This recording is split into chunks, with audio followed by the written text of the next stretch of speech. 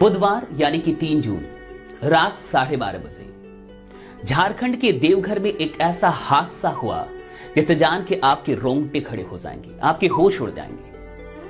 पिता गोपाल प्रसाद अगली सुबह यानी कि बृहस्पतिवार 4 जून को जब वो सुबह में उठ के और चाय की दुकान पे गए और चाय पी के अखबार लेके घर लौटे तो उन्होंने सोचा कि ऊपर वाले कमरे में जाके क्यों ना पत्नी, बेटे और बेटी को जगा दे।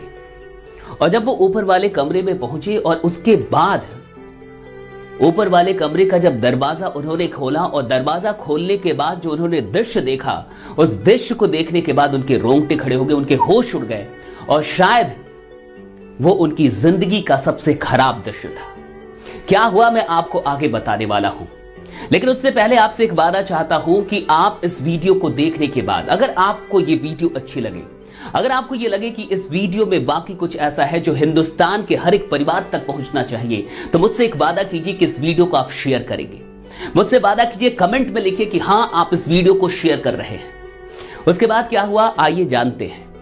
जब वो ऊपर वाले कमरे में पहुंचे और कमरे का दरवाजा उन्होंने खोला तो वहां पे उन्होंने क्या देखा, उन्होंने देखा कि उनकी पत्नी और बेटी की लाश पड़ी हुई है। वो लाश खून से लथपथ लाशें और बेटा गायब है, बेटा फरार है। इसके बाद उन्होंने शोर मचाना शुरू किया और फिर लोग आए, पुलिस आई और पुलिस ने आके 6 घंटे में मामले को साफ कर दिया। 6 घंटे में यह पता चल गया, बेटे को पकड़ लिया गया और मर्डरर कोई नहीं था, खूनी कोई और नहीं था, बेटे ने ही मां और बहन की हत्या की थी। बेटे ने सोई हुई मां को चाकू से मार डाला, चाकू गोद के मार डाला। और जब ये आवाज, मां की कराहने की आवाज जब उस बहन को सुनाई दी और जब वो बहन जगी, दिव्यांग थी बहन दिव्यांग थी, उस बहन को भी मार डाला। और दोनों को मारने के बाद वो फरार हो गया, भाग गया, लेकिन गाड़ी नहीं मिली ना, लॉकडाउन था, गाड़ी नहीं मिली, पकड़ा गया। उसने कबूल किया कि हां मैंने ही अपनी मां को मारा, मैंने ही अपनी बहन को मारा। लेकिन क्यों मारा? जब पुलिस ने उससे पूछा कि मारा क्यों, तो उसने कहा कि आर्थिक तंगी के चलते, लॉकडाउन के चलते घर में तंगी हो गई थी, पिताजी भी नहीं कमा पा रहे थे, पैसे नहीं थे, हर रोज कलह हो रही थी घर में, इसलिए मार डाला।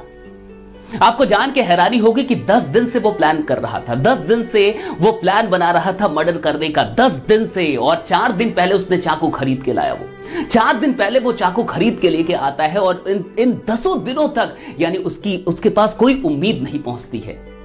और इस 10 दिन के फ्रस्ट्रेशन में 10 दिन से वो प्लान कर रहा था, वो भी मां को मारने का। जरा सोच के देखिए, मां को मारना इतना आसान नहीं है, बहन को मारना इतना आसान नहीं है, और मां को मारने की प्लानिंग वो भी 10 दिनों से। और 10 दिन की प्लानिंग करने के बाद वो 4 दिन पहले चाकू लेके आता और फिर भी वो प्लान करते रहता और एक दिन मार ही देता है मां को। और फिर भी कुछ लोग कहते हैं कि नेटवर्क मार्केटिंग ऑप्शन नहीं है। तो मैं आपसे पूछता हूं कि ऑप्शन क्या है?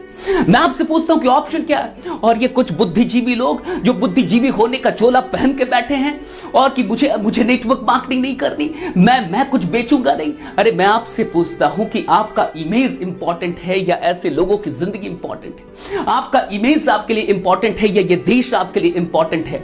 आप हो सकता है कि गवर्नमेंट जॉब में हो, आप हो सकता है कि टैलेंटेड हो, आप हो सकता है कोई बिजनेस कर रहे हो, आप हो सकता है कि आपके घर में कोई तंगी ना हो सकता है कि आपके घर में कोई प्रॉब्लम ना हो। लेकिन मैंने कहा था ना, मैंने कई बार कहा, पिछली वीडियोस में भी कहा कि लॉकडाउन के बाद की दुनिया आसान नहीं होने वाली है, लॉकडाउन के बाद की जिंदगी आसान नहीं होने वाली है। जॉब पे जॉब जा रहे हैं, 14 करोड़ से अधिक लोगों की नौकरियां चल गई, लेकिन आपको क्या फर्क पड़ता है? आपको कोई फर्क नहीं पड़ता, क्योंकि आप तो सरकारी नौकर है ना, क्योंकि आपके पास तो सरकार की तनख्वाह आती है ना, क्योंकि आप तो सैलरी कमा रहे हैं ना, क्योंकि आपका तो कोई बिजनेस है ना, क्योंकि आपके पिताजी तो अमीर है ना। आपका क्या जाता है साहब? नेटवर्क मार्केटिंग अपने लिए नहीं होती साहब, नेटवर्क मार्केटिंग दूसरों के लिए होती है। नेटवर्क मार्केटिंग हो सकता है कि आपके घर की जरूरत ना हो, लेकिन नेटवर्क मार्केटिंग किसी और घर की जरूरत हो सकती है। 10 दिन तक प्लान करता रहा, यानी 10 दिन तक की भी कोई उम्मीद नहीं पहुंची। और आप कहते हैं कि नेटवर्क मार्केटिंग क्या देती है? मैं आपको बताता हूं कि नेटवर्क मार्केटिंग क्या देती है। नेटवर्क मार्केटिंग उम्मीद देती है साहब। हर चीज की कोई कीमत होती है, लेकिन उम्मीद की कोई कीमत नहीं होती। वो मां बच सकती थी, वो बेटा जो आज मर्डरर हो गया, जो खूनी हो गया, वो खूनी नहीं होता। वो बहन बच सकती थी, कब? अगर उससे कोई उम्मीद मिल जाता। यानी 10 दिन में भी उसके पास कोई उम्मीद नहीं पहुंची। और नेटवर्क मार्केटिंग उम्मीद देती है साहब, कुछ दे ना दे उम्मीद देती है। ये उम्मीद देती है कि हर इंसान कुछ कर सकता है, हर इंसान कुछ कर सकता है। पिताजी पंचर की दुकान पे पंचर बनाते थे, मां घड़ी और खिलौनों की दुकान लगाती थी। पिताजी पंचर की दुकान पे थे, मां भी कुछ ना कुछ कर रही थी। और कम से कम कुछ 100 रुपए तो होंगे उस परिवार के पास, ताकि वो नेटवर्क मार्केटिंग का उम्मीद खरीद सके। आप प्रोडक्ट की बात करते हैं, आप उत्पादों की बात करते हैं, मैं उम्मीद की बात कर रहा हूं। नेटवर्क मार्केटर्स उम्मीद लेके चल रहे हैं और वो उम्मीद आपके पास लेके आ रहे हैं, लेकिन आप सिर्फ इमेज के चलते कि लोग मेरे बारे में कहेंगे कि ये भी फंसने फंसाने का काम कर रहा है, सिर्फ इस चीज के चलते मैं तो ऑफिसर हूं, मैं क्यों करूं, मैं तो टैलेंटेड इंसान हूं, मैं क्यों करूं, मैं तो किसी कंपनी का मैनेजर हूं, मैं क्यों करूं।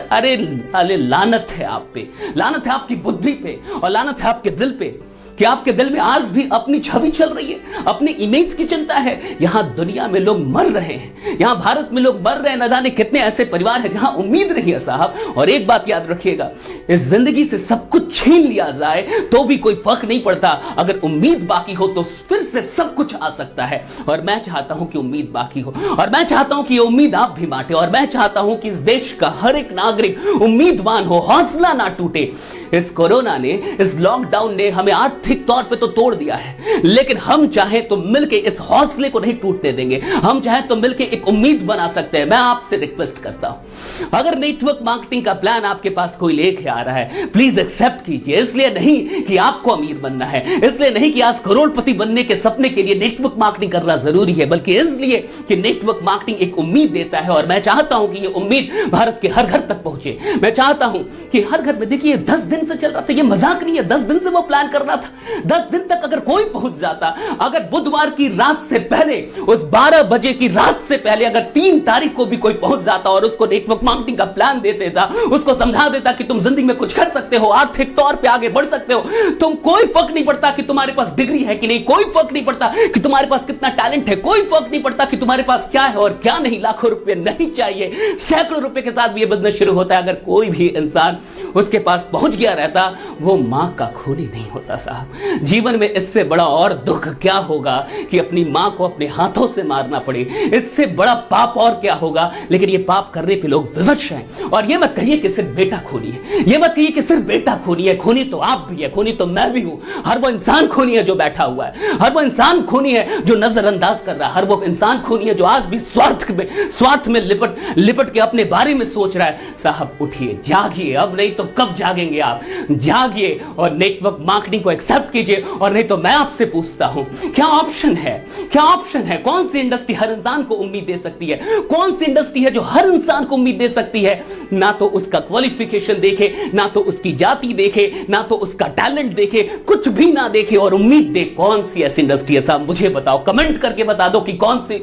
अरे मेरे को गाली देना है, नेटवर्क मार्केटर्स को गाली दो ना, गाली जितनी गाली देनी है दे दो, जितनी गाली देनी है कमेंट में दे दो, लेकिन समझो, जागो। अगर अब भी नहीं जागोगे तो तुम भी हत्यारे हो साहब, क्योंकि वो लोग सिर्फ हत्यारे नहीं है जो हत्याएं कर रहे हैं, हत्यारे वो भी हैं जो उसको रोकने के लिए कुछ नहीं कर रहे हैं। उम्मीद का नाम है नेटवर्क मार्केटिंग, और अभी हमें उम्मीद चाहिए, अभी हर घर को उम्मीद चाहिए। मैंने ऐसे नहीं कहा कि इस वीडियो को शेयर कर दीजिएगा, मैंने ऐसे नहीं कहा कि देश के हर परिवार तक इस वीडियो को पहुंचा दीजिएगा, इसलिए नहीं कि मेरे सब्सक्राइबर बढ़ जाएंगे, इसलिए नहीं कि मेरे व्यूज बढ़ जाएंगे साहब, कोई फर्क नहीं पड़ता। पिछले 17 महीनों से बहुत प्यार दिया आप लोगों ने, बहुत अधिक प्यार दिया है, लाखों शेयर किया है, मुझे इसकी कोई चिंता नहीं है। मुझे चिंता है कि हर परिवार तक कहीं अगले परिवार में यही खबर ना पढ़ना पड़े, फिर अखबार जब मैं पलटूं और सुबह में कभी जागूं तो मुझे कोई इसी प्रकार का व्हाट्सएप ना भेजे, मुझे दुख ना हो। मैं नहीं चाहता कि भारत देश में फिर कोई ऐसी खबर आए, इस देश में कोई ऐसी खबर आए, मैं नहीं चाहता, मैं इसे रोकना चाहता हूं। अगर आप भी मेरे साथ रोकना चाहते हैं तो मेरा साथ दीजिए, इस वीडियो को पहुंचाइए। और प्लीज